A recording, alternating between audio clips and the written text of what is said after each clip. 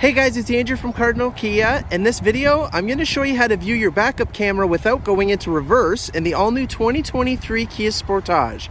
I have in front of me here an EX Premium all-wheel drive in snow white pearl with carmine red interior. Let's get started.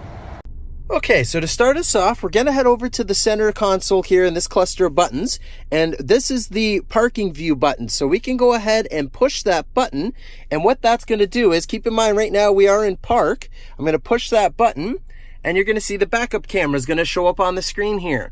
So you can go in and take away the parking guidelines if you don't want to have them on there, but this is allowing you to look through the backup camera to see what's going on behind you while you're still in park. So nobody knows that you're looking through the camera because your reverse lights aren't on. So if you happen to be at like a grocery pickup or anything and you're waiting for them to come, you can put this on the screen and wait for them to come, and then you can open the lift gate from the inside if you have that option. Otherwise, you know, you just know that they're coming. And then if you want to make sure you put your guidelines back on, you hit the gear there. We're going to make sure that they're back on again, and now they're on here. This will stay on the screen if you're moving at a slow speed, but once you start reaching speed, it'll go ahead and turn off and it'll go back to the radio, and you can't turn it on unless you're at a lower speed or completely stopped. And then if you were to hit the button again, it'll just take it away and go back to whatever you had on there before. And that's how you do it.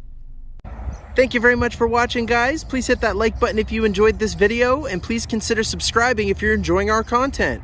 Also, all of our social media links are in the description below. Thanks, guys.